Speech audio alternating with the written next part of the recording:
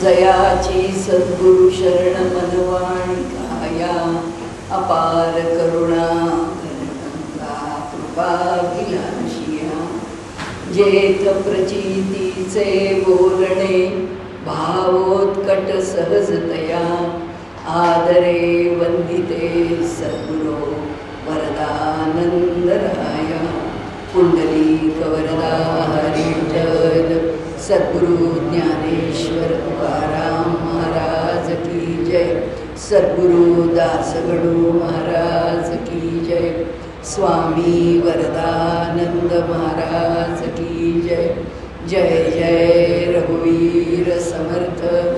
नमः पार्वती पते हर हर महादेव। भारत माता की जय।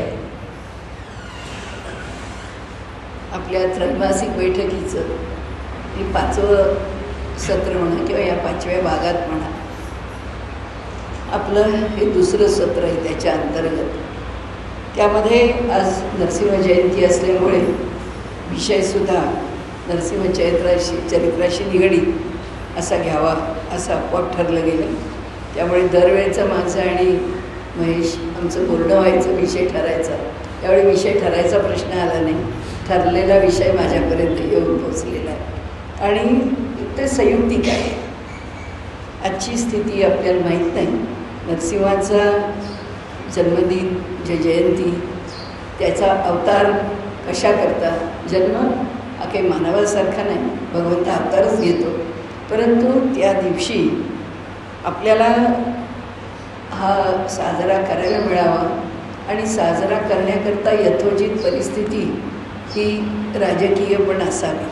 आपल्याला माहीत नाही, आपण पुष्कळ मोठा पराक्रम गाजवला, पुष्कळ मोठ्या प्रमाणामध्ये असलेली एक मोठी ज्याला चिघळलेली 75 वर्षांची समस्या सुटेल की काय ह्या धारणेमधून या युद्धाकडे आपण पाहत राहिलो। कालचं आपण सीजफायर पाहिलं आणि मग आपल्या मनात थोडी शंकेची पाल चुकचुकली की आता हे सगळं प्रकरण कसं पुढं जाणार आहे।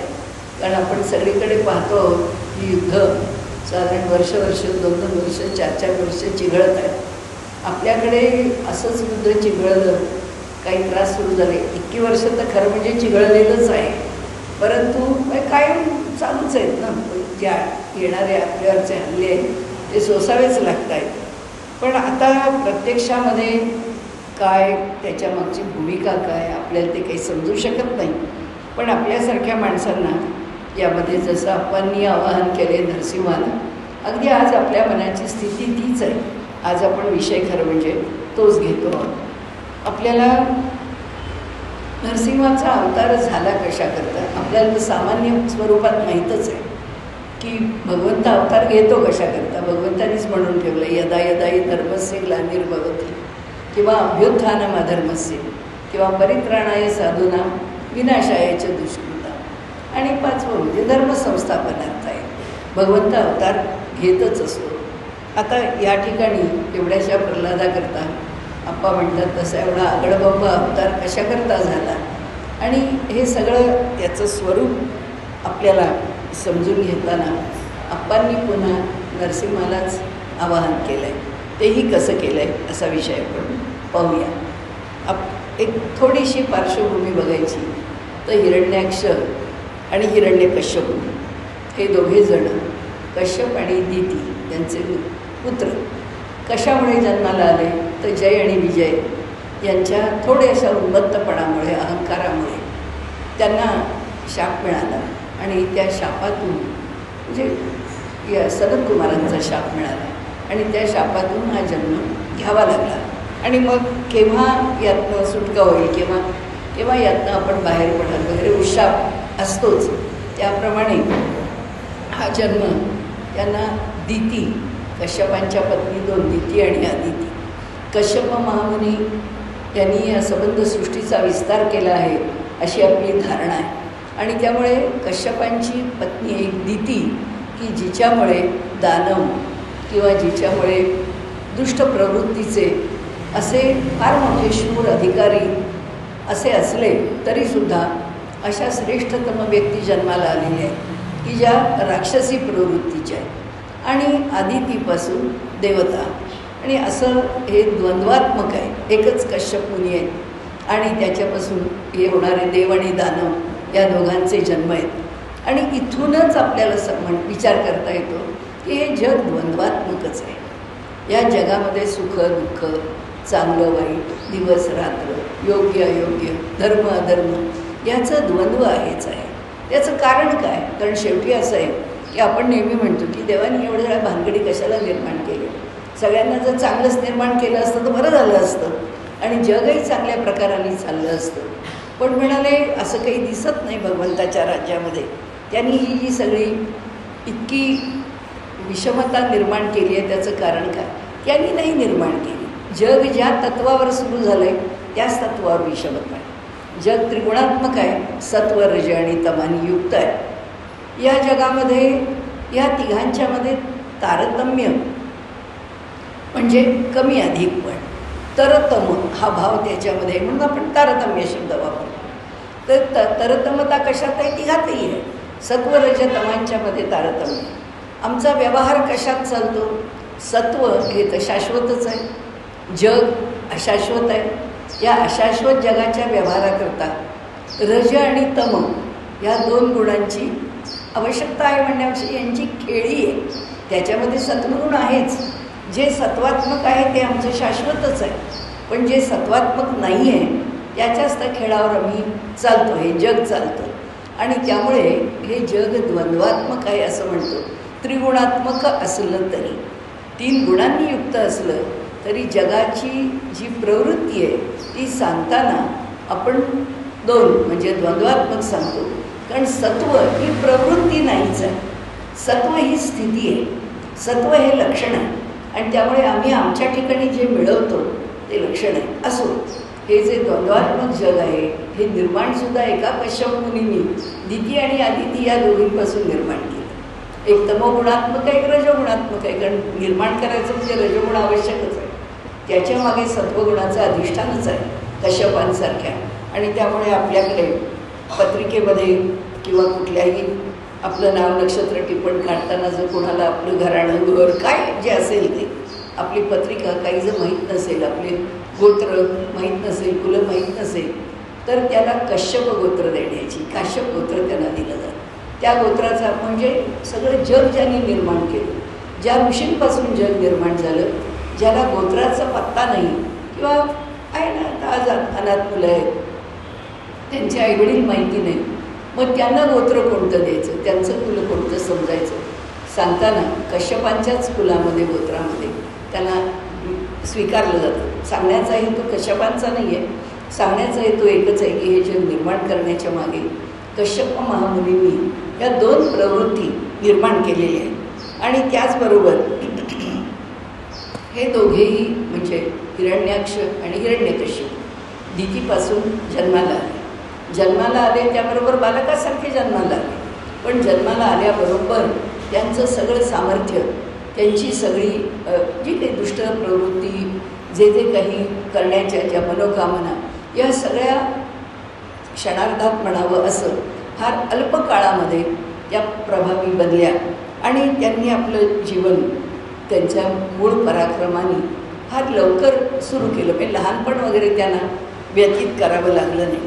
म्हणाले या त्यांचं जे युद्ध आहे ते ब्रह्मदेवाच्या वरामुळे दोघाही भावंडांचं एकूणच एकमेकांवर खूप प्रेम होतं. आणि हिरण्याक्षाचा जे वराहाचं रूप धारण केलेल्या परमात्मेशी जो युद्धाचा किंवा प्रत्यक्ष समोरासमोर त्यांच्या ठिकाणी जेव्हा एक प्रसंग निर्माण झाला विरोधाचा, त्याच्यावेळी त्यांनी आपल्या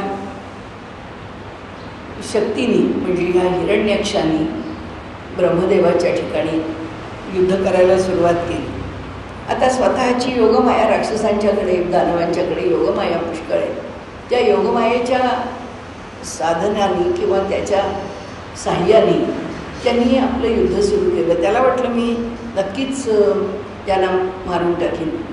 त्यावेळी ब्रह्मदेवाला जेव्हा सांगितलं गेलं की भगवंता आपण आता अवतार घ्यावा, त्या हिरण्याक्षाच्या ठिकाणी त्याचा नाश करावा, तो नाश करण्याकरता आपण आपल्या योगमायेचा स्वीकार करावा, कारण हा तसा आपल्याला बदलणार नाही. आणि त्यामुळे अनेक मायावी सामर्थ्यांनी त्यांनी युद्ध केलं. भगवंतांना काही फार हालचाल करावीच लागली नाही, कारण त्यांचं सामर्थ्य तो ओळखू नाही शकला. आपले मायावी जाळ त्यांच्यावर टाकत राहिला आणि क्रोधाने आता त्यांना चिरडून टाकावं आणि त्यांना कवेत घ्यावं आणि त्यांना संपवून टाकावं याकरता म्हणून त्यांनी त्याचा शेवटचा जो डाव आहे तो खेळायला सुरुवात केली आणि जोरात भगवंताला त्यांनी मिठी मारली. ज्या रूपात भगवंत प्रकट आहे, भगवंतही वेगवेगळ्या रूपात प्रकट होत होते.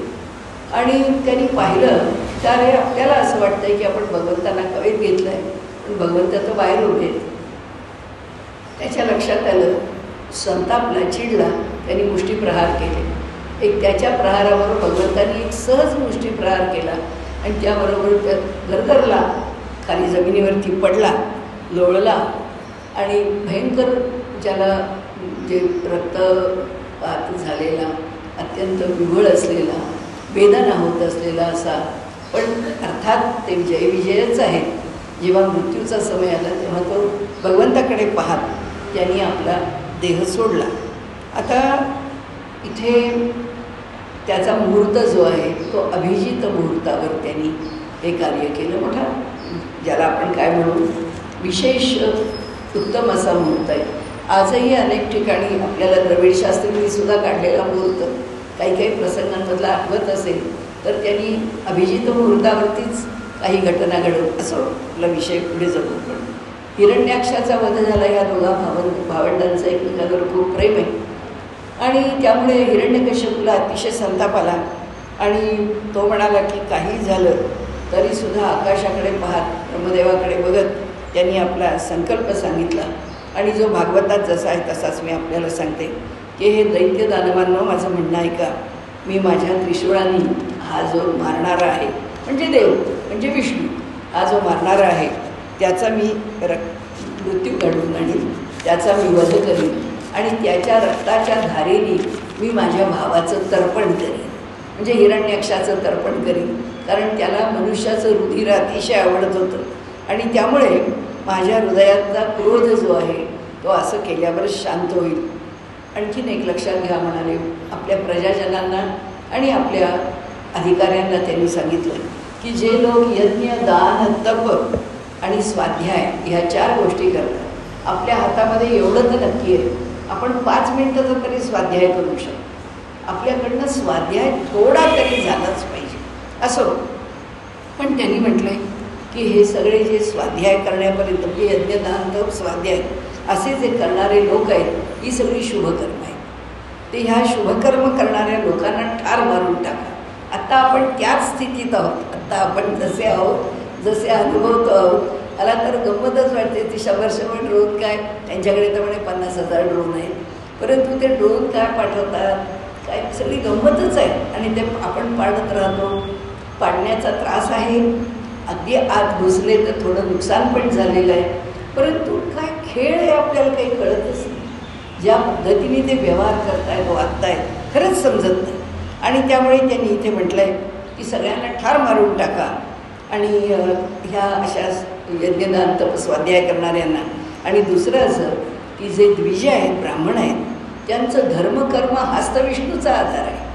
हाच तर या ज्याला आपण सकारात्मक ऊर्जा म्हणतो ती निर्माण होते कशातून, तर ती या यज्ञ आणि धर्मामधून होते.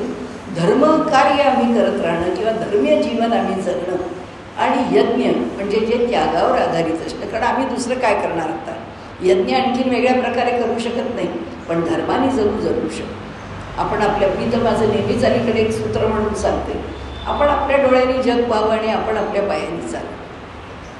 आपल्याला जगाशी काय करायचं आहे आणि ह्या जगामध्ये कितीही भलं बुरं असलं तरी ते भलं बुरं त्याच्याच ठिकाणी ठेवावं. आपण आपला स्तर एक वेगळा ठेवून द्यावा. जे जग जसं चालायचं आहे तसं चालेल. जेव्हा त्या गोष्टी आपल्याला जाचक होतील तेव्हा त्याचा निश्चित त्याची दखल घ्यावी, त्याचा परामर्श घ्यावा, तो विषय तिथे सोडून द्यावा. ते आपलं जीवन नाही, तो आपला व्यवहार नाही. ह्याच्याशिवाय धर्मीय मार्गाने आम्ही चालूच शकत. कुठून आणणार धर्मीय मार्ग आम्ही या सगळ्या अशा बुजबुजाटामध्ये आणि स्वार्थी जगामध्ये? अवघड आहे धर्ममार्गाने चालणं. कारण दुसऱ्यावर अवलंबून आम्ही नाही राहू शकतो. आम्ही एकटे. आप्पा जसं नेहमी म्हणायचे तसं इंग्रजी म्हण की स्काय इज द लिमिट. आमच्या चांगुलपणाला आकाश हीच मर्यादा आहे, पण ती आमच्यापुरती आहे. ते म्हणायचे आपण समोरच्या एखाद्या माणसाला सुद्धा एवढासुद्धा सुधारू शकत, एवढासा सुद्धा बदलू शकत नाही. असो ते मी सांगितलं की ब्राह्मण, देव, गाय आणि वर्णाश्रम धर्म या 4 गोष्टी आम्हाला फार महत्त्वाच्या आहेत. आता आपण पुन्हा तेच आहे. आज समाजाला ब्राह्मण नको आहे, आज समाजाला विदर्भी राजवट पाहिजे, धर्म नको, देव नको, देवतार्चन नको, त्यांच्यावर श्रद्धा नको. गायीचा तर वध चालूच आहे ज्या मोठ्या प्रमाणात. आणि त्याचबरोबर त्यांनी असं म्हटलं आहे की ह्या सगळ्याबरोबर वर्णाश्रम व्यवस्था, की लोकांनी आपापल्या पद्धतीने आपला व्यवहार करणं. आपल्या पद्धतीने याचा अर्थ असा की जे स्वीकारलं आहे त्याचा धर्म म्हणून स्वीकार करणं. आणि धर्म याचा अर्थ पुन्हा धारणात धर्म विद्याव, जो धारण करतो तो धर्म आहे. मी जे उद्योग करते हा उद्योग जर मी चांगला केला तर समाजाला धारण करणार आहे, आणि वाईट केला तर हा समाज धारण होऊ शकत नाही. फार दूरवरचा आणि फार कल्याणाचा असाच विचार आपला धर्म सांग. अत्यंत दूरगामी आहे, अत्यंत कल्याणकारी आहे. आणि कल्याण ते झटमंगली पटशादीसारखं नाही आहे. हे कल्याण शाश्वत आहे, दीर्घकाळापर्यंतच. आपण आपल्या कुटुंबामध्ये 5-50 वर्ष चांगले वागलो, राहिलो, जगलो तर पुढची 5-50 वर्ष आपल्या कुटुंबाची चांगली जातात. काळ असाच पुढे जातो, सातत्य असंच असतं. आम्हीच आमच्या ठिकाणी वेडेवाकडे वागायला लागलो तर आमच्या पुढच्या पिढ्यांचं काय? आपण पाहतोच आहे या 75 वर्षामध्ये जे सगळं आम्ही बिघडवून ठेवलं आहे ते सगळं असंच बिघडवलं आहे ना. असो, त्यांनी सांगितलं हिरण्यकश्यपूनी की ह्या सगळ्या लोकांना संपवून टाका, या सगळ्यांना मारून टाका. या अशा प्रकारचे व्यवहार करणारे लोक आता जिवंत राहता कामा नये. परंतु घाबरले, सगळे देव घाबरले, कुठे कुठे लपून राहिले. त्याचबरोबर ह्यांनी तपश्चर्या करण्याचं ठरवलं की काय वाटेल ते झालं तरी माझ्या भावाच्या मृत्यूचा मला बदला घ्यायचा आहे, हिरण्याक्षाचा, तर मी त्याच्याकरता तप करीन. म्हणून तो मांदार पर्वतावरती जाऊन तपाला बसला.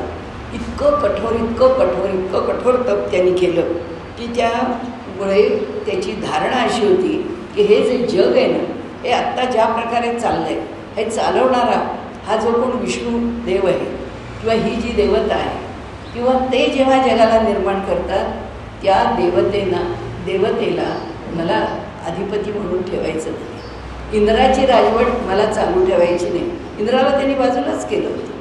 त्या ठिकाणी तो इतका सगळा देवलोकांच्या ठिकाणी हाहाकार या दोघा भावांनी वाजवला आणि असं ठरवलं की हे जे जग आहे ते जग मी आमच्या तंत्रावर स्वतंत्र जग निर्माण करेल. आत्ता ही परिस्थिती बघा, भारत हा एक देश सोडला जो सात्विकतेवर आणि शाश्वत पायावर विचार ठेवून उभा आहे. बाकी जगाची काय स्थिती आहे? भारतामध्ये सुद्धा जर 9 राज्य ही आमच्या विरोधात आहेत, जर आमचा समाज राहू शकत नाही, हिंदू समाजाला तिथे स्थान नाही, ह्या देशातली सुद्धा स्थिती काय? अवघड आहे. जगामध्ये चांगुलपणाने जगणं फार अवघड आहे. मनुष्याच्या ठिकाणी वाईटपण यायला वेळच लागत नाही आणि ते त्याला आकर्षक करणार आहे, आकर्षक आहे. आणि म्हणून त्यांनी इथे म्हटलं आहे की म्हणाले, हा म्हणतो मला हे असं जगच नको आहे ज्या जगामध्ये सत्वगुणाचा प्रभाव आहे. आपण आता म्हटलं ना की हे द्वंद्वात्मक जग आहे. का म्हटलं? त्रिगुणात्मक का नाही? सत्वाचा अवलंब करायला जातो कोण?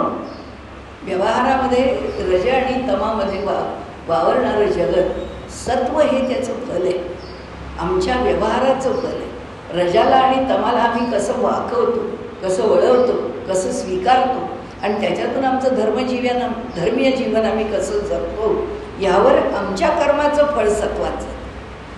आणि मग सत्वगुण हा निर्माण होणार आहे, शाश्वत आहे, अमृत आहे, कल्याणकारी आहे.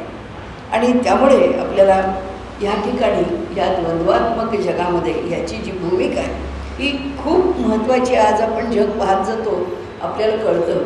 अमेरिकेपासून सगळी राष्ट्र पाहिली तर प्रत्येकाचे व्यवहार काय? कुणालाही एक भारत नावाचा देश नव्हता, त्याच्याबरोबर नेपाळ नावाचा देश होता, त्याचाही काही मध्यंतरीचा काळ असाच गेला. आणि आता पुन्हा बघू किती प्रकाराने इथे हिंदुत्वनिष्ठ राहतं काय नाही वगैरे वगैरे. पण धर्माच्या बाजूनी या धर्माला विचारायला या जगामध्ये कोणी, म्हणजे हा जर सत्वप्रधान धर्म आहे असं जर म्हटलं, हा जर शाश्वत धर्म आहे असं म्हटलं, तर ह्या धर्माकरता जगामध्ये कुठेही जागा नाही. का नाही? सगळेच हिरण्यकश्यपू आहेत आणि त्यामुळे त्यांना हा असाच धर्म हवा आहे. त्यांना जो शाश्वत किंवा जो सात्विक आहे तो धर्म नको आहे.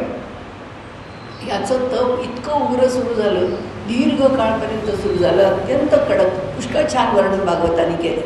आणि पुढे त्याच्या तपाची जी ऊर्जा आहे त्या ऊर्जेमुळे तो जिथे तप करत होता तिथून वरती एक ज्योत अशी येऊ लागली. आणि इतका त्याचा तपाचा जेव्हा प्रभाव वाढला तेव्हा ब्रह्मदेवांनी सांगितलं की याला काही झालं तरी काय, ही जी सगळी सृष्टी आहे ना ही जशी भावात्मक आहे, दोन बाजूनी, एक हृदय आहे आणि एक बुद्धी आहे. बुद्धीच्या पातळीवरती प्रत्येक गोष्ट टेक्नॉलॉजिकली आपल्यासमोर आहे, टेक्नॉलॉजी आहे, इथे तंत्र आहे आणि तिथे तर्क आहे आणि त्यामुळे तंत्र आहे. आणि हृदयात भाव आहे, तो ब्रह्मदेव बसलेला आहे, त्याच्याकडे दोन्ही आहे ना, भावही आहे आणि बुद्धी आहे. त्याला कळतं आहे ह्याचा हेतू काय आहे ते.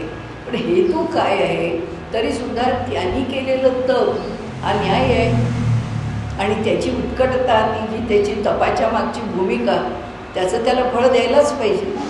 न्यायाचा तराजू आहे हो तिथे. आपण म्हणतो या अशा लोकांच्या तपाला तो देव कशाला बोलतो, का प्रसन्न होतो, त्यांना हे का देतो, वर का देतो, आणि मग सगळ्या भानगडी घेऊन बसतात. आणि मग त्या वरांचा जेव्हा दूर करणे किंवा त्या वरांना जेव्हा आपल्याला डोईजड झालं म्हणून त्याच्या बाजूने नाश करत जाणे, त्याला मिळालेल्या सामर्थ्याचा, याकरता पुन्हा इतिहास घडवत बसेल असं नाही आहे. ह्या सृष्टीमध्ये हा लोक आहे तो कर्मलोक आहे आणि त्यामुळे केलेल्या कर्माचं फळ मिळणारच आहे, भगवंताला द्यावंच लागतं. आता तेवढे मोठे मोठे आमचे पुढारी किती अवस्थेला आले तरी जगतायत ना, का जगतात? काहीतरी उत्तम कर्म केलेलं आहे, ज्या कर्मामुळे आयुष्य मिळत आहे. प्रवृत्ती कशी का असेल, आपण म्हणतो ही माणसं अशी कशी, ही माणसं अशी असली तरी राहत नाही, त्यांच्याच कर्माचं फळ भोगतं. ज्या क्षणी कर्माचं फळ संपतं त्या क्षणी पुढचा श्वास घ्यायला सुद्धा कोणी राहत नाही. हा जो लोक आहे हा कर्मलोक आहे. म्हणून ब्रह्मदेव म्हणतात, अरे काय तुझी उपासना. तुला ब्रह्मदेवानी लोकांना खाली पाठवलं, म्हणजे देवतांच्या पार्षदांना, मी सांगितलं शोधा हा कुठे आहे. ह्याचा सगळा ताप या पृथ्वी तलावरती व्हायला लागला आहे, कारण ह्याच्या उपासनेमुळे जे तप निर्माण झाले ते तप ह्या लोकांना नष्ट करायला निघालेले. बघा हा कुठे आहे. त्याची वनावनातनं शोध घेतला.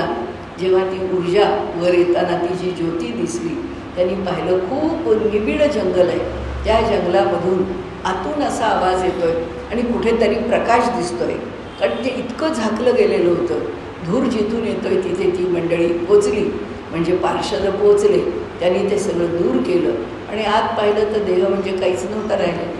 सगळं रक्त, मांस, हाडं या सगळ्यांना त्याच्या मुंग्यांनी, त्या वारुळांनी, त्याच्यामधल्या असलेल्या किडे प्राण्यांनी त्याच हळूहळू त्याचा देह खाल्लेला होता. इतका देह त्याचा संपत आलेला होता, फक्त प्राण आत शिल्लक होते आणि त्याचं हृदयाचं स्पंदन आहे.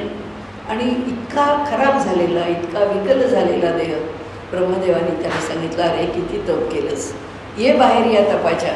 आणि त्याबरोबर त्यांनी भगवंताच्या ठिकाणी नमस्कार केला. म्हणाले, मला काही मिळवण्याकरताच तर मी तप केलेलं आहे आणि म्हणून म्हणाले मी तुमच्याकडे तुमच्या येण्याची किंवा तुमच्या प्रसन्न होण्याची मी वाट पाहतो.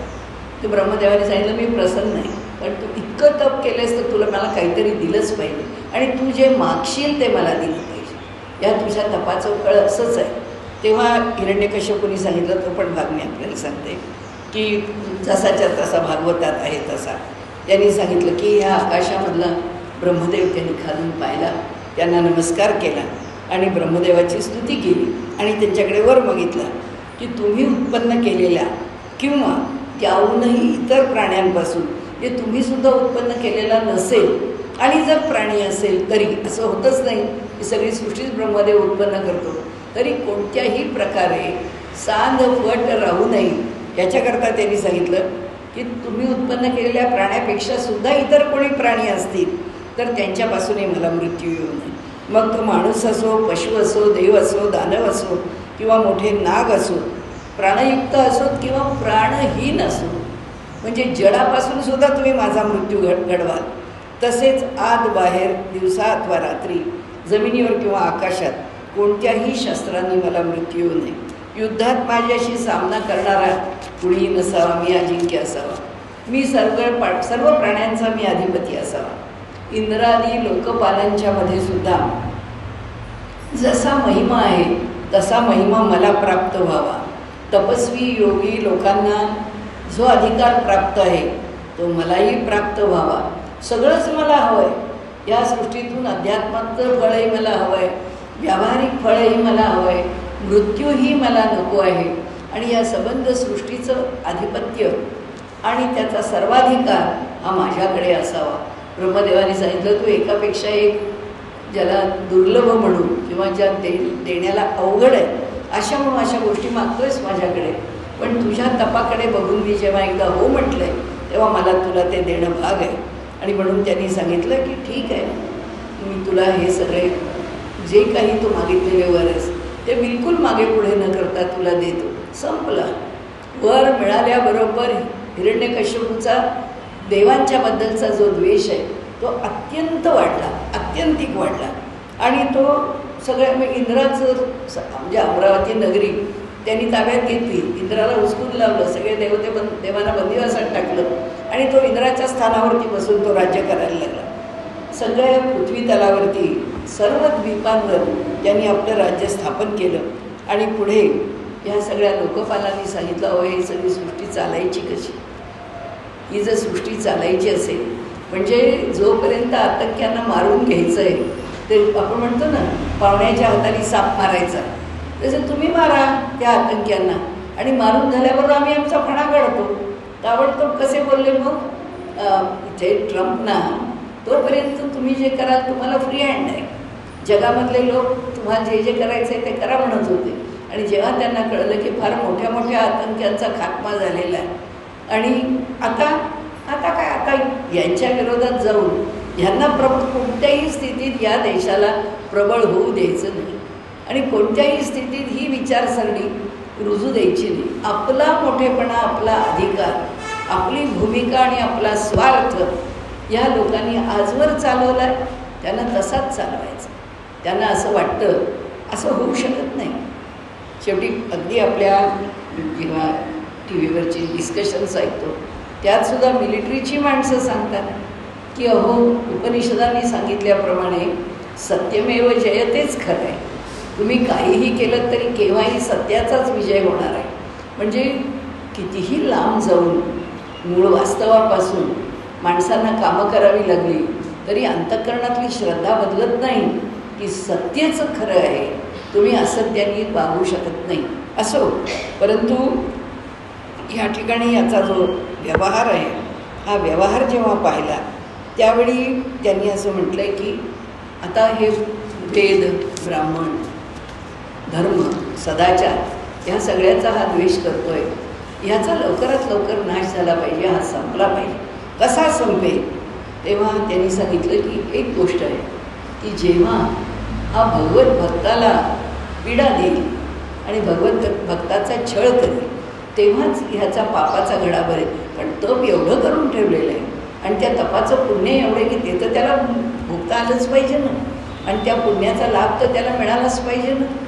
आणि त्यामुळे आता त्या पुण्याचा लाभ जर त्याला मिळू द्यायचा नाही तर त्याचा आपण साध्या भाषेत बोलतो तसं की त्याचा अँटीडोट काय आहे, उपाय काय आहे, त्याचा उतारा काय आहे. तर त्याचा जो उतारा त्यांनी सांगितला ते म्हणाले की त्याचा भगवत भक्ताचा त्यांनी छळ करा. त्याबरोबर त्याच्या घरामध्ये प्रल्हादासारखा भगवत भक्त निर्माण झाला. आपल्याला काही सगळं आख्यान बघायचं नाही आहे, पण एकच आहे की जेव्हा त्याच्या घरात हा मुलगा तत्त्वज्ञान सांगू लागला, ईश्वरवाद सांगू लागला, ईश्वराविषयीची श्रद्धा आणि त्याच्या सामर्थ्याविषयी बोलायला लागला, तसा या हिरण्यकश्यपूचा संताप सुरू झाला. आणि आपल्याला माहिती आहे की त्याच्यावर किती प्रयोग केले, तेलात टाक, अग्नीत टाक, वरून त्याला म्हणजे कड्यावरून लोटून दे, त्याच्यावर कयादूसारख्यांच्याकडून विषप्रयोग करून घे, सगळे प्रकार घडत गेले. अति त्यांनी जेव्हा त्रास द्यायला सुरुवात केली त्यावेळी त्या त्रासाचा परिणाम असा झाला की दिवसेंदिवस एकेका प्रसंगातून या हिरण्यकश्यपूच्या समोर प्रल्हादाचं सामर्थ्य प्रकट व्हायला लागलं अधिक. आणि भगवंताच्या ठिकाणी असणारं जे सामर्थ्याचं स्वरूप आहे ते सामर्थ्य या हिरण्यकश्यपूच्या लक्षात आलं की तपानी मी जे मिळवलं आहे आणि मी माझं जे वैभव आहे असं म्हणतो आणि मृत्यूवरती मी जे आत्ता स्वतःला नियंत्रण मिळवून मृत्यूला जिंकून मी आज असा अबाधित असा मी राहू शकणार नाही आहे. काहीही झालं तरी हे काहीतरी वेगळं आहे आणि हे नष्ट झालं पाहिजे. हे नष्ट होण्याकरता प्रल्हादाला त्यांनी जितक्या प्रकाराने त्रास दिले आणि शेवटी त्यांनी सांगितलं, अरे एवढा तू म्हणतोस की तुझा ईश्वर इकडे तुझा ईश्वर इकडे, या आपल्या राजवाड्याच्या या ज्या भिंती येथे खांब आहेत या खांबांच्या मध्ये सुद्धा ईश्वर पावणारे आहे. आणि त्यावेळी ती परिस्थिती संध्याकाळची वेळ वगैरे तो काही विषय वाढवत नाही, परंतु ती दिवस नाही रात्र नाही सगळे त्यांनी नियम घातले होते. त्या सगळ्या नियमांचं पालन करत भगवंत त्या खांबातून प्रकट झाले. मनुष्याचं रूप नाही, पशूचं रूप नाही, असं एक वेगळंच अत्यंत भयानक वर्णन करताना तर भागवतांनी म्हटलं आहे की तीनही लोकांना म्हणजे उरून उरणारं किंवा त्याच्याही पेक्षा अधिक विशाल असलेलं जे व्यापक रूप आहे, विश्वव्यापक रूप आहे, अशा विश्वव्यापक रूपाचं दर्शन त्या खांबातून आलेल्या नरसिंहांचं झालं. गाढा आहे आणि जे शस्त्र कोणतंच घेतलं, नवीन शस्त्राचा उपयोग केला, फक्त हाताची नखं आणि दाढा या दोघांच्या साह्यानेच त्यांनी हिरण्यकश्यपूचा वध घडवून आणला. त्या वधातून प्रल्हादाची बाजू तरीसुद्धा प्रल्हादाने आपण त्याचाही विषय वाढवायला नको जास्त, पण तरीही माझे वडीलच आहेत, त्यांना तुम्ही त्यांचं काही झालं तरीसुद्धा कल्याण करू नका, त्यांना मोक्ष मिळू द्या वगैरे वगैरे उत्तम प्रकाराने त्यांनी मागणं केलं. भगवंतांनी सांगितलं, म्हणजे नरसिंहाने संतापलेले आहेत खूप, त्यांचा राग शांत व्हायला सुद्धा दीर्घ काळ गेला. त्यांनी प्रल्हादाला सांगितलं, प्रल्हादा एक लक्षात ठेव की ज्याला त्याला आपण केलेल्या कर्माचं फळ भोगावंच लागतं आणि भोगल्याशिवाय सुटका नाही आहे आणि ती तर मी देणारच नाही. आणि त्यामुळे एक लक्षात ठेव की तू मागतोयस इतकं सगळं मागणं मी त्याला देऊ शकत नाही, तुझ्या मागण्याला काही प्रमाणामध्ये मी प्रतिसाद देईन. तर पुष्कळ चांगली त्याच्यामध्ये चर्चा आहे भागवतामध्ये आणि तो विषय वर्णन केला आहे. असो, आता हा जो प्रसंग आहे याच्याशी आपल्याला आप्पांनी जे काव्य रचलेले आहे त्या काव्याच्या संदर्भामध्ये आपल्याला बोलायचं आहे, कारण आप्पांच्या काव्यातला आपला रस आणि त्याच्या मागची घटना आपल्या मधुकरराव जोशींनी प्रसंग सांगितला होता आणि आप्पांनी दादांच्याबद्दल लिहिलं आहे. मराठवाड्यामध्ये राहेर जे स्थान आहे त्या राहेर स्थानाच्या जवळ असणारं किंवा तिथे असणारं जे नरसिंहाचं मंदिर आहे, आप्पा असं लिहितात की दादांना नरसिंहाचं दर्शन झालं असावं. हे राहेर त्यांच्या चरित्राचंच आहे. आणि मधुकरराव जोशींनी एकदा सांगितलं एक प्रसंग म्हणून आप्पांच्या जीवनातला.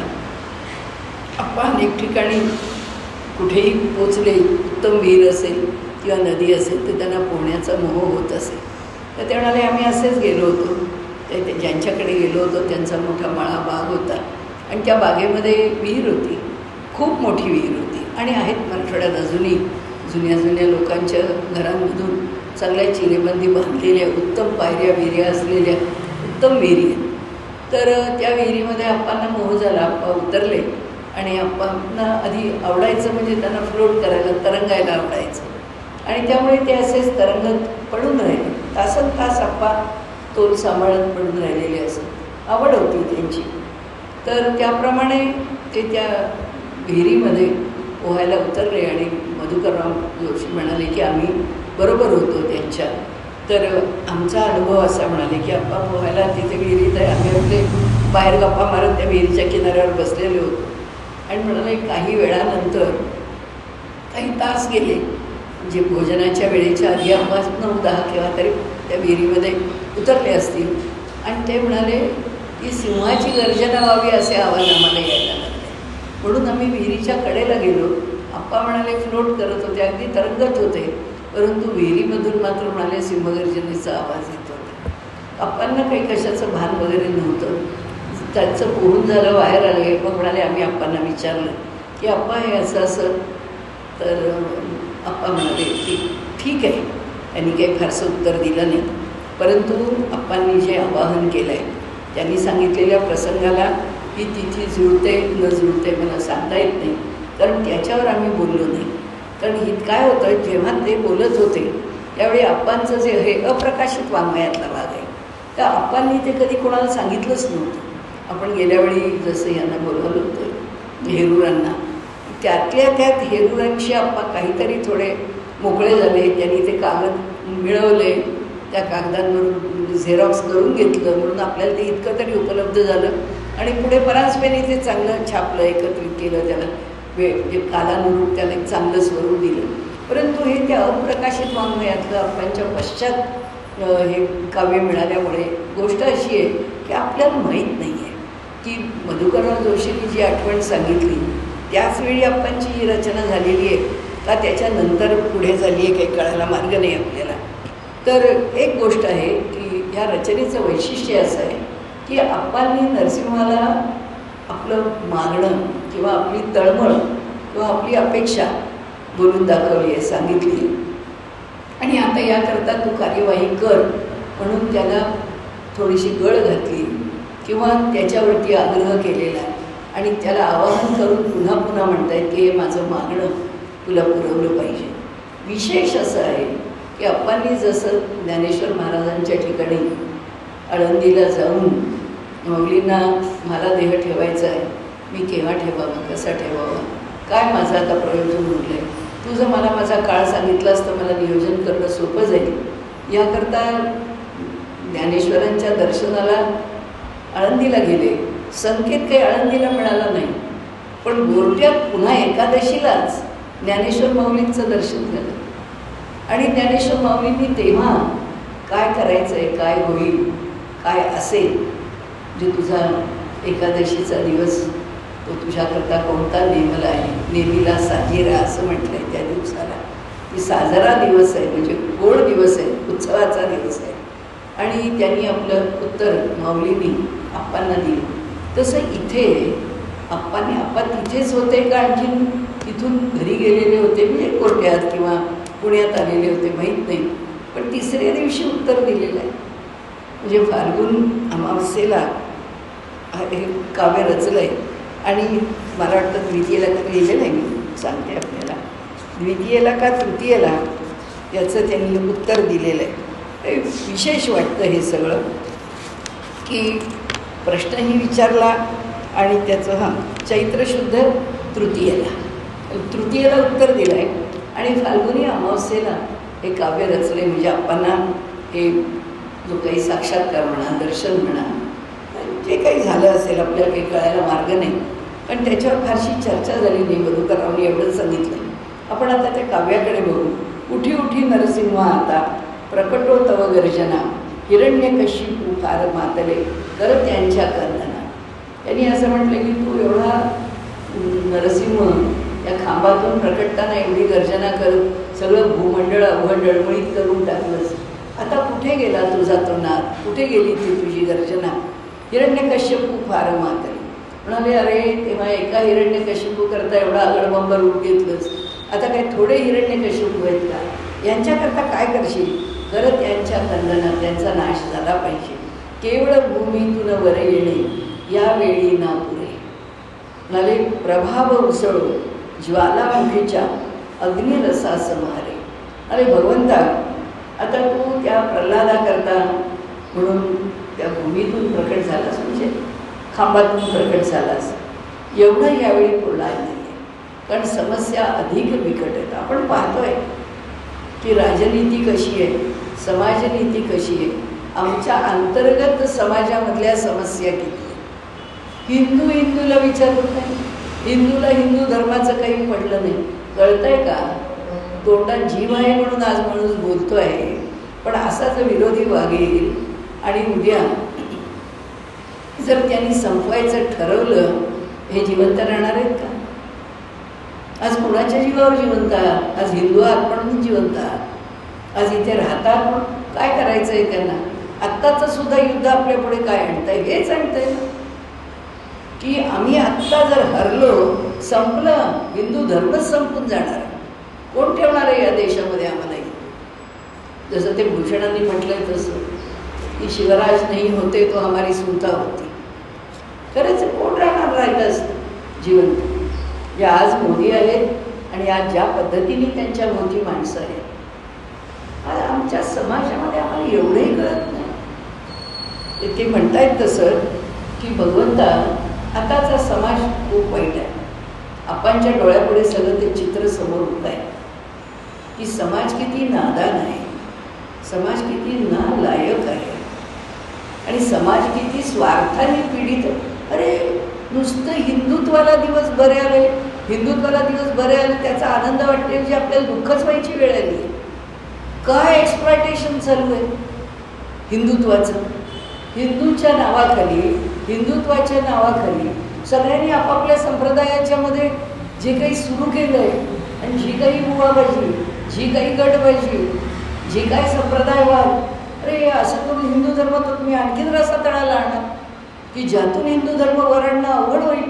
परिस्थिती गंभीर आहे, कठीण आहे. कुठेही जाऊन बघा, धर्माच्या क्षेत्रात हिरण्यकश्यपू माजावेत ह्याच्यापेक्षा दुर्दैव काही, ह्याच्यापेक्षा दुर्दैव काही असू शकत नाही.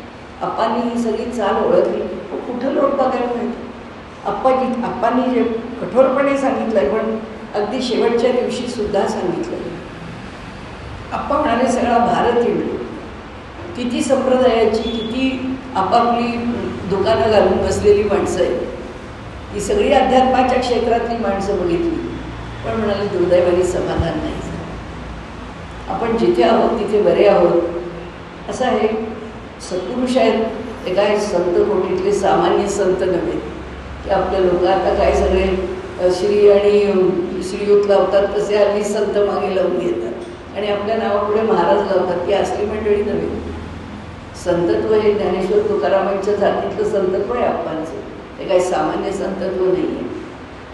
ते कशाला आपल्या तोंडाने म्हणतील, पण अनेक वेळा त्यांच्याशी बोलताना आपल्याला ऐकायला मिळालेलं आहे की बाहेर जाऊन कुठे मन रमावं असं क्षेत्र आणि स्थान मला बघायला मिळालं नाही. आपल्याकडे ज्या पद्धतीने दासगणू महाराजांची भक्ती, आणि ते शुद्ध भक्ती असा शब्द वापरत असतो. विशुद्ध भक्ती असा शब्द तत्त्वज्ञानात वापरलेला आहे, पण आपण शब्द वापरला आहे तो शुद्ध भक्ती असाच वापरला की आपल्याकडे जी शुद्ध भक्ती आहे, मला कुठे फारसं बाहेर जाऊन काही पाहावं असं काही वाटलं नाही. केवढा अधिकार असेल दासगणू महाराजांचा, केवढा अधिकार असेल आप्पांचा. ही माणसं सामान्य नव्हे तो. त्यामुळे आपल्या समोर काय जळत आहे आणि पुढे येणारं काय, नेहमी म्हणत असत येणारा काळ फार कठीण आहे, येणारा काळ फार कठीण आहे. त्यामुळे त्यांनी सांगितलं की भगवंता, तू खांबातून प्रकट होणं आणि तुझं रूप लोकांना प्रकट करून ते अकराळा विक्राळा गडबंब रूप दाखवणं एवढ्याने आता भागणार नाही. आता तुझ्या ज्या ज्वाला आहेत ते ज्या तऱ्हेने प्रकट झाले त्याच्यामधून जे तेज उमटलेलं आहे, तर ते तेज जे आहे ते तेज आता नुसतं उपयोगाचं नाही, त्याचा ज्वालामुखीच व्हायला हवा की नुसत्या स्वरूपात प्रकट झालं. म्हणून आपण म्हटलंय प्रभाव उसळो ज्वालामुखीच्या अग्नी समास मारे. म्हणजे अग्निरस जो आहे त्या रसासारखाच हा प्रभाव आता झाला पाहिजे. दीप्त तेज प्रकट होऊ दे. तू तेजस्वी रूपातच प्रकट झालास नरसिंह म्हणून, पण त्याच्याही पेक्षा अत्यंत प्रखर असं तेज प्रकट होऊ दे. भयानक कराल द्रष्टात तुझ्या लाढा तू आता शस्त्र म्हणून वापरलेले आहेस, त्याच्यातून सुद्धा तेज प्रकट होऊ दे. उग्र नखांना तुझ्या येऊ दे तीक्ष्ण धार करतो. पुन्हा तुझी नख जसे बाण चांगले पराजून घ्यावेत किंवा त्यांना चांगली धार लावून घ्यावी साडेवर, तसे म्हणाले आता तुझ्या नखांना सुद्धा चांगल्या प्रकारे तू धार लावून घे. आणि त्यांनी असं म्हटलंय त्यावेळी तव एका भक्ता दैत्याने पिढी. दैत्य आहेत, दैत्य त्यांच्याच प्रकाराने व्यवहार करत राहिले खरं आहे, परंतु एका भक्ताला, एका प्रल्हादाला त्यांनी पिडलं आहे. निजप्रतिष्ठा वाढविण्यासी राज्य सर्व जुंपिले. कायचं ना, आता काय आहे जगामध्ये, निधर्मी राजवट कशी प्रस्थापित व्हावी आणि ईश्वरवाद कसा संपावा याच्याकरता तर झगडे कुणाकुणाचे नाही आहेत. आधी चीन झगडतच होतं, आता चीनमध्ये पण तसं राहणं अवघड झालं आहे, वातावरण बदललं. बाकीची मंडळी लांबून लांबून भारतीयांच्या तत्त्वज्ञानाला आकर्षित होतो, आम्हाला आवडतं, आम्हाला त्याचा आम्ही प्रचार करतो, त्याचा आम्ही प्रसार करतो वगैरे म्हणत त्याच्याकडे लांबून लांबून पाहणारी, जेव्हा हे तत्त्वज्ञान आपल्याकडे रुजतंय असं पाहिल्यावर कुणीही त्याला मान्य करायला तयार नाही. सगळ्या देशांमध्ये बघा, या सगळ्यांनी आमचाच पैसा, आमचंच वैभव.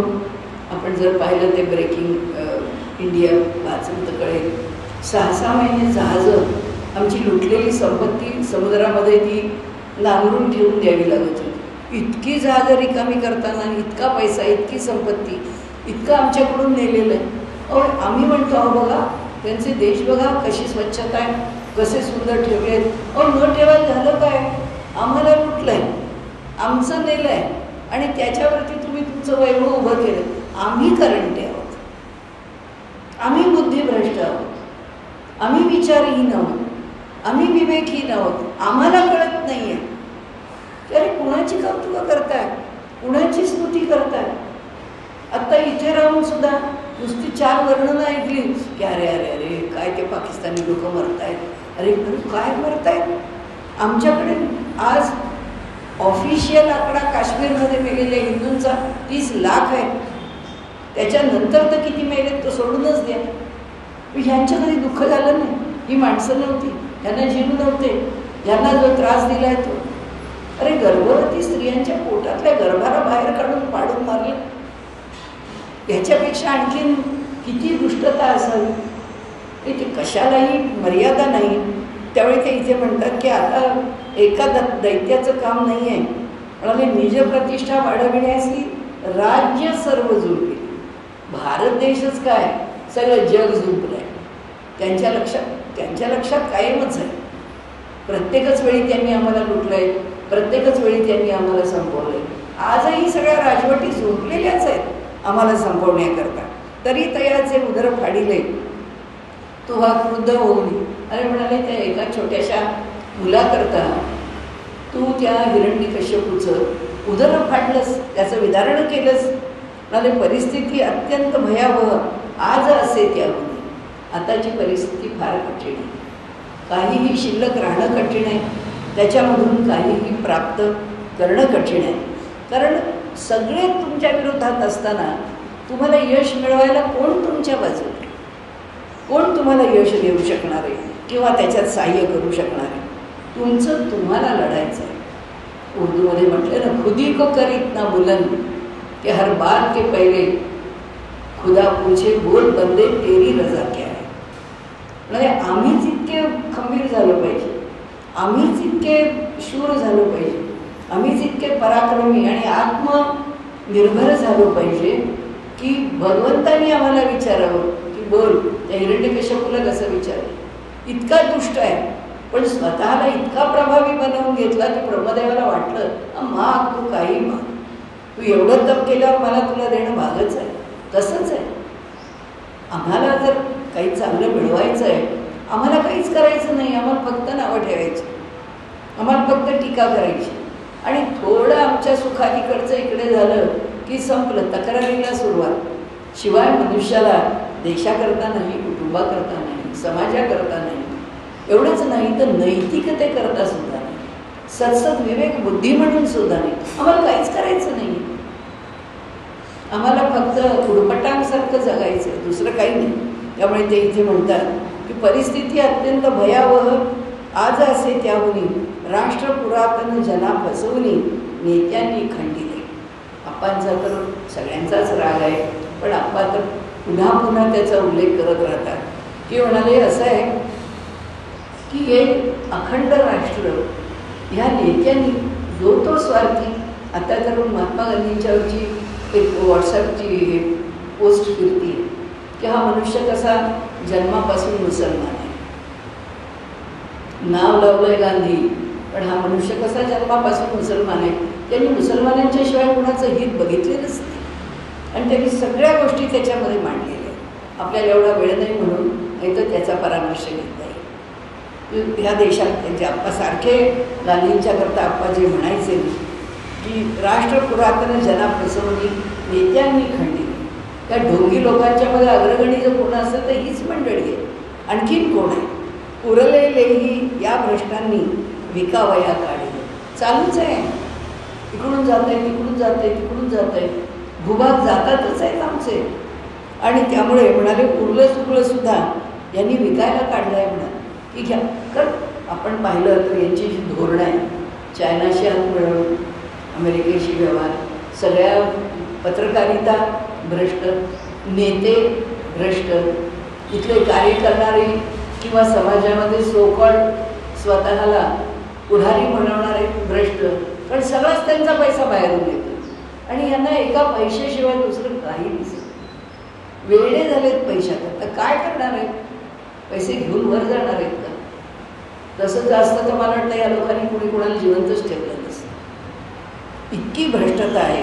म्हणून त्यांनी म्हटलं की उरलेलंही यांनी विकायला काढलं आहे.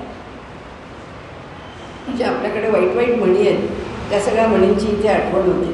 विलासात यांच्या उणे लव दीन दरिद्री जन. म्हणजे यांचं विलासी जीवन इतकं कठीण आहे की त्यांच्यात एवढे सुद्धा, मी तर नेहमीच म्हणते की कुठेही एक बलात्कार झाला, कुठेही कुणाच्यावरती अत्यंत छळ झाला, तर मी म्हणते हे सगळे जे सामान्य माणसाला भोगावे लागतात, यांच्या घरात बायका पोरांवर होते. यांच्या घरात झालं की यांना कळेल की काय समाजाची स्थिती आहे. आणि दुसऱ्याच्या घरामध्ये घडणाऱ्या गोष्टी तुम्ही परदुःख शीतल असल्यासारखं लोकांना काहीही सांगतात आणि आम्हाला काही वाटत नाही. कारण का तर यांनी आम्हाला पण लाचार करून टाकले, यांनी आम्हाला पण असंच ओशट करून टाकले की आम्ही असेच बुळबुळीत झालेले आहोत. कशावरून आम्ही नुसते निसटत असतो. आम्हाला उभंच राहता येत नाही, पाठीला कणा नाही आणि पायाला स्थैर्य नाही. कसे उभे राहणार? विचार नाही, नुसतं लांबून चालत कशा करता. आणि म्हणून इथे आप्पा अत्यंत चिडले त्या काव्यामध्ये. ते म्हणतात त्यांनी यांच्या विलासात काय फरक पडणार आहे? होऊ द्या बरं यांच्या मुलाला, होऊ द्या. आता नुसता परवा याच्या ठिकाणी जो त्रास सुरू झाला या जिहादी यांच्या 14 लोक गेल्यावर तुला मला सुद्धा मारून टाकावं का बाबा? आता तुला 14 माणसं गेली तर मारावं असं वाटतं. आमची 14,000 माणसं गेली तर काय? तुला काही नाही, त्याचं मारतोयस तू. आणि आमच्यासारखे नतद्रष्ट त्या कसाबाला कशा करता हे करताय, फाशी देतात. आता ह्याच्यापेक्षा कर्मदरिद्री कुणाला म्हणा आणि काय म्हणा. म्हणाले इथे लाज पळून प्याले. आप्पा म्हणतात ह्या शासकांनी लाज पळून प्यायले लोकराज्य म्हणून, हे लोकराज्य म्हणतात आणि ह्यांनी लाज अक्षरशः पळून, खरंच आहे काय म्हणायचं आपल्याला कळत नाही. शिक्षणापुनी शासनातले विभाग सारे काय सोडलंय म्हणाले. शिक्षण क्षेत्रापासून एकही क्षेत्र असं या लोकांनी ठेवलं नाही की जिथे भ्रष्टाचार. अहो शिक्षणातच भ्रष्टाचार करताय, ज्याच्यावर राष्ट्र उभं राहायचं. आणि ते पुढे म्हणतात या दुष्टांनी स्वार्थ साधण्या निज उदरी रचविले. म्हणजे या सगळ्या गोष्टींना आपल्याच पोटामध्ये पचवलेलं आहे. किती प्रल्हाद पिढीले जाती रात्र दिन सत्ता रूप कयारू करवी तया विष प्राशन. आता म्हणाले परिस्थिती आणखीन कठीण आहे की ह्या कठीण परिस्थितीमध्ये आता तेव्हा एक प्रल्हाद होता, आता किती प्रल्हादांना संपवतील, किती गोष्टी नष्ट करतील काही सांगता येत नाही. कारण म्हणाले आता फक्त विषच प्यायचं आहे आपल्याला. सत्तारूपी कयादू आम्हाला विषच देणार, तरी कसा तू शांत राहासी प्रभो मला ना कळे. अरे भगवंता अजूनही तुला दिसत नाही. आणि तुझी उग्रता, तुझी तीक्ष्णता आज कुठे मावळे, कुठे गेलं तुझं ते उग्र रूप, कुठे गेलं ते नरसिंहाचं रूप, तू एवढं अगडबंब प्रकट केलेलं गेलं कुठे. आज शतक 51 सर्व समर्थ असेल युगाब्द, त्यामुळे 5000 युगाब्द होऊन गेलं. उदासीनता स्तंभ फोडून घाल उडी बाहेर. म्हणाले आता या स्तंभातून बाहेर ये आणि म्हणाले आता अशी उडी घाल आणि दैन्य ना सोसवे अंत न हो पाहता तू अससी दयाळा न्यायाची देवता. म्हणाले आता हे आम्हाला सहन होत नाही, तू न्याय करणारा आहेस, दुष्टास दंडणे तेथे कर्तव्यता अन्याय निवारण आचारा संहिता. म्हणाले भगवंता तुझा आचार काय, अन्यायाचं निवारण करणं हे तर तुझं काम आहे, परी विलंब करणे होय झणी सोडत. करशील कारण तू तुझ्या शब्दाला जागशील नक्कीच, पण केव्हा, किती नष्ट झाल्यानंतर. परी विलंब करणे होय झणी सोडिता भ्रष्टाचाराची या पोटे फाड शीघ्र नर.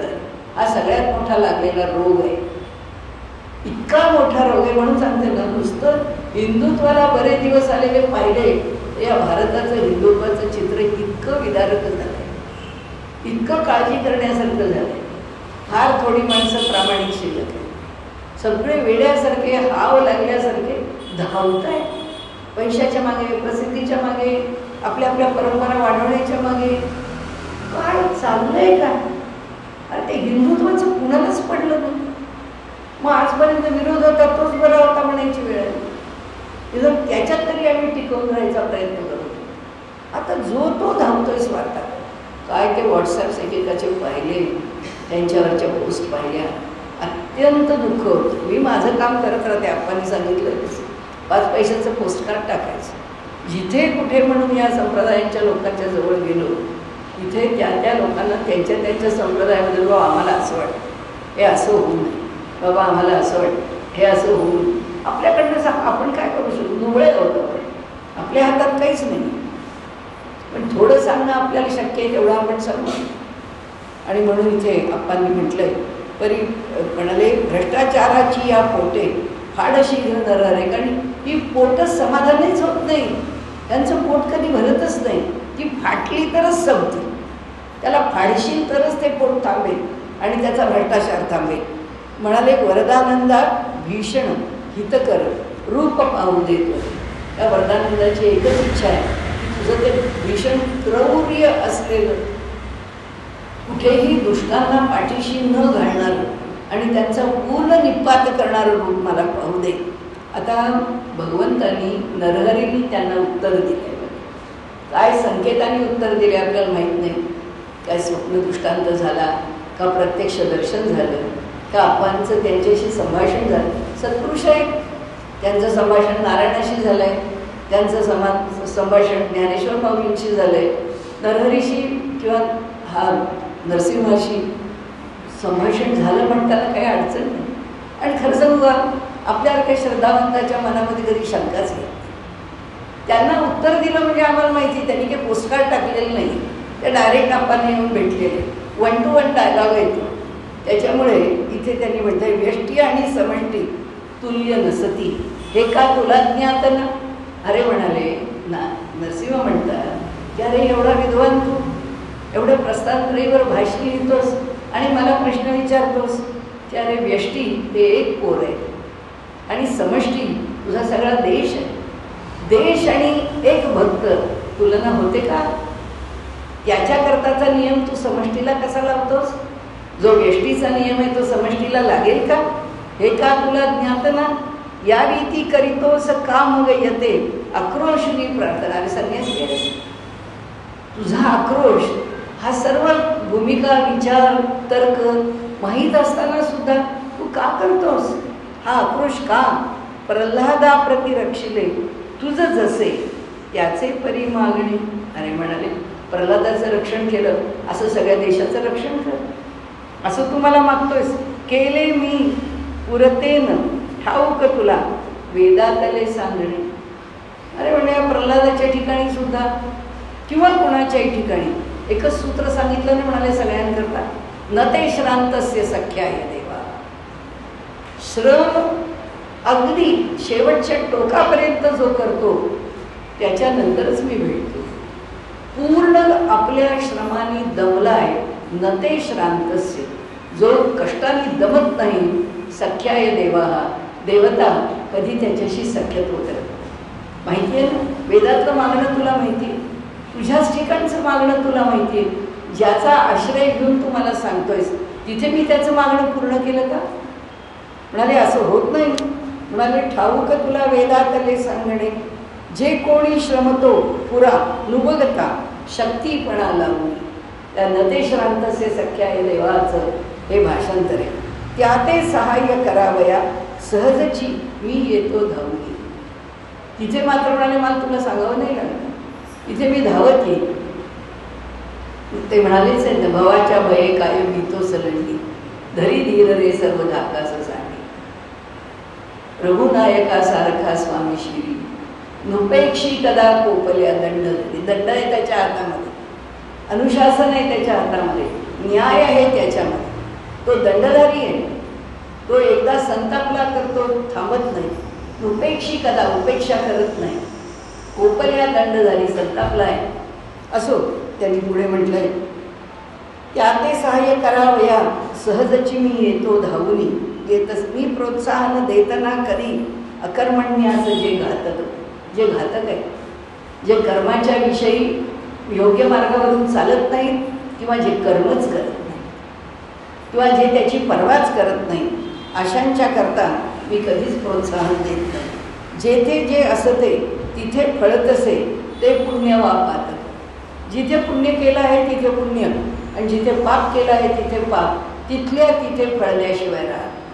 हे दोन्ही तिथेच फळतं. देशातील जनी विवेक करुनी ऐक्ये निजाभ्युदया, भावे दक्ष सदैव टाकून अतिस्वार्थास तेही गया. म्हणाले या देशातल्या लोकांनी जर विवेकाने ऐक्य करून राहिले, योग्य विचार करत राहिले, तर निज अभ्युदयासाठी, स्वतःच्या कल्याणासाठी, उत्थानासाठी म्हणाले भावे दक्ष सदैव टाकू. हे लोक जर दक्ष राहिले आणि अतिस्वार्थ आणि भय सोडून आपल्याला नको सोसायटीमधनं घडणाऱ्या वाईट घटना, जी घटना अजून तुमच्यापर्यंत येऊन पोचली पण नाही, जेव्हा पोलीस विचारतात की बाबांनो तुम्ही कंप्लेंट नोंदवता, सगळे पळून जातात. नोंदवा, कोणी कंप्लेंट नोंदवायला तयार नाही, कोणी अंगावर घ्या. सगळ्याची भीती आणि सगळ्याचा कंटाळा, कारण ते खेट्या मारायला लागतील त्या पोलिसांच्याकडे. म्हणजे नुसता आरडाओरडा करायला. बातम्या बघू आपण, त्या सगळ्या बातम्यांमधून कळतं आपल्याला की नुसता आरडाओरडा करता येतो. म्हणून आप्पा म्हणतायत स्वतःला चांगलं पाहिजे आहे, परंतु स्वार्थाचं भय सुटत नाही, अतिस्वार्थ संपत नाही, दक्षतेने जगावंसं वाटत नाही, कशाच्याच विषयी अंतःकरणामध्ये सावधानता नाही. म्हणजे धृत्युत्साह समन्वित, शेवटच्या 2 ओळी फक्त त्यांनी संस्कृतमध्ये टाकले. धृत्युत्साह समन्विता यदि भवेत राष्ट्रे समष्टे कृतम तैयैवानग कांक्षितम ही सफलम जानीही मां शंकितम. शंका घेतोस माझ्यावरती, ही शंका सोडून दे. आणि जो धृती आणि उत्साह, सात्विक कर्त्याचं जे लक्षण गीतेने सांगितलेलं आहे, असा तो धृत्युत्साह समन्वित जर का म्हणाले या राष्ट्रामध्ये, राष्ट्रे समष्टे हे कृतम, जर या राष्ट्रामध्ये समाजाने आपलं असं उत्थान करून घेतलं, या राष्ट्रामध्ये जर लोकांनी हा मार्ग अनुसरला, तर म्हणाले त्यांचं अनघ पापरहित त्या लोकांच्या ठिकाणच्या असणाऱ्या कोणत्याही अपेक्षा असो. आमच्यासारखा माणूस आहे, आम्हाला दिवसाचे 24 तास रात्रंदिवस आम्हाला एकच काळजी पडली, युद्ध होईल, भारत POK होईल, पाकिस्तान नष्ट होईल, 5 तुकडे होतील. आपण या मुसलमानांचं काय करायचं? आमच्या अंतर्गत मुसलमानांचं आणि तिकडच्या उत्तर काय? आता ते उत्तर देतील ना. जी लोक एवढं काम करत असले त्यांच्याही मनात आम्हाला शंका येते, त्यांना येत नाही, पण आम्ही फक्त शंकित राहतो. आम्हाला वाटतं की अरे यांचा प्रश्न सोडवल्याशिवाय या देशाचा प्रश्न सुटत नाही, कारण हे हल्ले नाही तर समस्या कधीच संपणार. POKला इकडे म्हणून काय झालं की सगळी अतिरेक्यांसहित माणसं आत आली, काय करणार आहे? कोण अतिरेकी वृत्तीचा आहे, आम्हाला काय करणार? तो इथे येऊन तर आणखीनच दंगल मारून आमच्या मनात हजार शंका. त्यांनी सांगितले की तुमच्या पापरहित आकांक्षा ज्या आहेत या जर मनापासून तुमच्या अंतःकरणामध्ये जर रुजलेल्या आहेत, त्याच्याकरता तुम्ही त्याच्यासारखं वागता, तर तुमच्या त्या आकांक्षांना इतकं सामर्थ्य आहे, कारण पुन्हा तुम्ही न ते श्रांतस्य सख्य आहे. कारण तुम्ही तिथे कुठल्याही प्रकारे वेडवाकडं वागत नाही आहात. मला माहिती आहे, आणि म्हणून भगवंत म्हणतो की तिथे मात्र सफलम जानीही, त्याच्या इच्छा आकांक्षा सफलच होणार.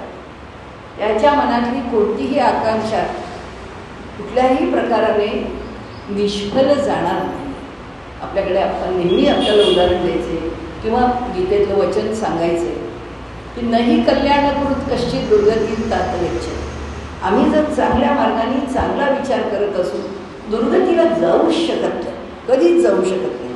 सफलम जानी, लक्षात घे, कितीही अवघड, कितीही कठोर, कितीही अशक्यप्राय वाटणारी गोष्ट आहे, पुरी करायला मी आहे ना समर्थ. आणि सफलम जानी मा शंकितम, शंका घेऊ नकोस.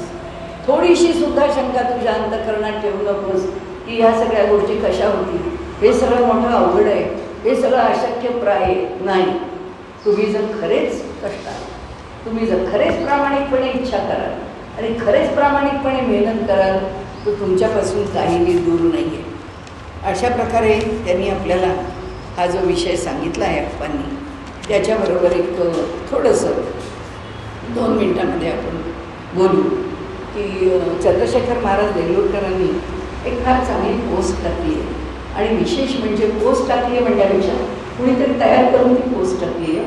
पण कधीही कुठल्याही राजकारणाच्या भानगडीत चंद्रशेखर म्हणजे चैतन्य महाराज बोलले, पण चंद्रशेखर महाराजांनी इतक्या वेळा आवाहन केल्यानंतर सुद्धा आमचा आपला एक मार्ग आहे, एक नाम केशव, बस आम्ही या मार्गाने जातो असंच ते म्हणत राहिले. त्यांनी कधी आपल्याकडून कुठेही जाहीर ज्याला वक्तव्य म्हणतो असं केलं नाही. पण एका ठिकाणी एका कीर्तनात फार सुंदर बोलले. त्यांनी फार सुंदर गोष्टी 2 गोष्टी सांगितल्या. ते म्हणाले, एक लक्षात ठेवा, आमच्यासारख्यानं करता येते उत्तर खरं तर की हे सगळी संकटं नंतर त्या संकटातून आम्ही कसे बाहेर पडणार. त्यांनी सांगितलं, मी तुम्हाला एक साधासा मंत्र आहे म्हणाले, तो मंत्र सांगतो. हजारो वारकरी जमलेले होते, त्या वारकऱ्यांच्या समोर तो मंत्र सांगितला, त्यांच्याकडनं म्हणवून पण घेतला.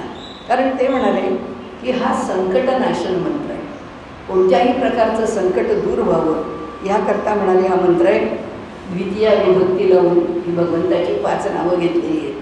हरिम हरम हरिश्चंद्रम हनुमंतम हलायुधम पंचकम नाम स्मरे नित्यम घोर संकटनाशनम. हे पुढचं नाही म्हटलं तरी चालेल, फक्त ते म्हणाले ही वरची 5 नावं घेत राहा. तुम्हाला जो भीती वाटत असेल, घरातली माणसं या युद्धामध्ये काम करत असतील, प्रत्यक्षामध्ये कुठे असतील, तर हे 5 गोष्टी केव्हाही कोणत्याही संकटाचा नाश करण्याकरता हरिम हरम हरिश्चंद्रम हनुमंतम हलायुधम हे म्हणाले आपल्याकडे सांगितलेलं संकटनाशन मंत्राचं स्वरूप आहे. आणि दुसरं असं की आता टाईम आम्ही त्यांच्यावर हल्ला करायचा, इतक्यांना मारायचं, अहो पाकिस्तानी झाले तरी काय झालं, त्यांचा जीवच आहे, मुसलमान झाले तरी काय झालं. म्हणाले शास्त्रांनी सांगितलं आहे की अर्थात ते सामान्य विधान आहे, ते त्यांच्याचकडनं घ्यायला पाहिजे असं नाही. अग्निदोगरश्चैव शस्त्रपाणीर्धनापहा क्षेत्रदारा अपहरताच षड येतैही अततायिना. आपल्याकडे शास्त्रामध्ये अतताई कोणाला म्हणा, ते अतिरेकी कोणाला म्हणा, अशा प्रकारचे खल दुष्ट कोणाला म्हणावं याकरता ते म्हणाले की अग्नी, घराला आग लावणारा, घर पेटवणारा, नंतर विष देणारा, त्यानंतर शस्त्राने आम्हाला त्रास देणारा, आणि त्या सहित धनाचं आमच्या अपहरण करणारा, आमचा पैसा घेऊन जाणारा, आमचं क्षेत्र, आमची जमीन, आमचा भूभाग लुटणारा, दारा अपहरताच, स्त्रियांचं अपहरण करणारा, स्त्रियांना त्रास देणारा. म्हणाले आतताईनम आयांतम हरण्यादेव विचारेन. म्हणाले या अशा आतताईंच्या करता हे षड येतानी आतताईना, हे 6 आतताई आहेत. आणि ह्या आतताईंच्या वरती आम्हाला काय प्रतिक्रिया, आम्हाला काय त्याच्यावर विचार करायचा, काय आम्ही धोरण राखवायचं, काय आमची राजनीती करावी, विचारच करायचा नाही. म्हणाले ही गोष्ट विचार करण्याची नाहीच आहे. म्हणाले आता ताई ना मायांतम हरण्या देवा विचारयन न विचारय, विचार करायचाच नाही. नातताई वधे दोषो हंतर भवती कश्चन. त्या अशा आतताईंना मारण्यामध्ये, त्यांना नष्ट करण्यात पाकिस्तानवर बॉम्ब टाका ना, कुणी सांगितलं? फक्त त्यांचा बॉम्ब तुमच्याकडे येण्याच्या आधी ते नष्ट झाले पाहिजे, नाहीतर त्यांच्या इकडे बॉम्ब आहे, ते आमच्या निरपराध लोकांच्यावर टाकतील. धोरण आम्हाला ठरवावं लागेल, पण आमच्या धोरणाने आम्ही आमचं कार्य करावं. ते म्हणतात आतताईंना कोणत्या मार्गाने, कशा पद्धतीने, केव्हा, कुठे, योजना कशाचाही विचार करायचा. त्यांच्याकरता कुठल्याही प्रकारची वेगळी राजनीती नाही. बाय हुक ऑर क्रूक, जसं आता आपल्याकडे पद्धत आहे, किंवा आता आपल्याकडे जो आदेश दिलेला आहे ना मिलिटरीला आणि तिन्ही दलांना, की ऑन द स्पॉट तुम्हाला काय करायचं आहे ते करा. तुम्हाला त्या जागेवर जो निर्णय घ्यायचा आहे तो घ्या, जो योग्य वाटेल तो घ्या. कशा करता? कारण आता आम्हाला विधी निषेध, युद्धाचे नियम आता आम्हाला सांगायची गरज नाही. जेव्हा ट्रम्पसारखा माणूस आम्हाला ऐकवतो आणि सांगतो की तुम्ही या युद्धाची सीजफायर करा, युद्धबंदी करा, थांबवा, त्यावेळी आता त्यांचं ऐकायचं का? वास्तविक नाही ऐकायचं. काही संबंध नाही, आमचा देश आणि आम्ही बघून घेऊ. पण तुम्ही कोण आम्हाला शिकवणार? आमच्यावरचा होणारा जो हल्ला आहे तो कसा परतवायचा, आमचं संरक्षण कसं करायचं ते करायला आम्ही समर्थ आहोत नाही आहोत, पण त्याचा निर्णय तर आम्हाला घ्यायचा आहे. 2 हात तर आम्हाला करायचं आहे. तुम्ही आम्हाला शिकवू आणि कुणाचं आम्ही ऐकण्याची गरज पण नाही. आणि हे शिकवायला काय येतात? आम्ही मेंगळट आहोत म्हणून, आम्ही नेवळट आहोत म्हणून, आम्ही दुसऱ्याचं ऐकतो म्हणून, कारण आमचा स्वार्थ आहे म्हणून, आमच्यात एकी नाही म्हणून. अंतर्गत आमच्याकडे इतक्या दुफळ्या आणि इतकं तुझं तुझं माझं माझं माजलेलं आहे आणि इतक्या परकीय शक्ती आम्ही आतमध्ये घेतल्या आहे, कार्य करणं अवघड आहे. आता अशा परिस्थितीमध्ये आज आपण जेव्हा साक्षात दिवस आणि संकेत आपल्याला आपल्या बैठकीला खूप छान मिळाला असं म्हणून, कालच्या घटना आपण पाहिलेल्या आहेत. आज काय करतात, एक्सपर्ट्सनी पुष्कळ कॉमेंट्स दिले आहेत त्याच्यावरती. कुणी असं म्हटलं की नॉर्मली अशा घटना घडल्या की सीजफायर म्हटलं की थांबणारे लोक आहेत. कुणी असं म्हटलं की ह्या सीजफायरला फारसं न धुडकवणारे लोक अधिक आहेत. प्रत्येकाच्या उलटसुलट प्रतिक्रिया आपण ऐकतो, पाहतो. फक्त सांगण्याचा हेतू एकच आहे की खरंच आज नरसिंह जयंती आली आहे, हा पण एक फार मोठा संकेत आहे. कालच्या घटनेनंतर आज पुन्हा एकदा आम्हाला त्यांनी एका वेगळ्या प्रकाराने प्रबोधन केलं आहे असं म्हणूया. आणि भगवंताचं, त्याच्या ह्या उग्र रूपाचं, त्याच्या ह्या तेजस्वी स्वरूपाचं आम्हाला मिळणारं प्रबोधन हे आम्हाला स्फूर्ती देवो, या निमित्ताने आपण आपल्या या भागामध्ये या विषयाचा विचार केला. आपण आता इथे आजचा विषय थांबवूया. श्रीकृष्णार्पणमस्तु. कुंडली गवरदा हरी विठ्ठल सद्गुरु ज्ञानेश्वर तुकाराम महाराज की जय. जय जय सगळू महाराज की जय. स्वामी वरदानंद महाराज की जय. रघुवीर समर्थ नमः पार्वती पते हर हर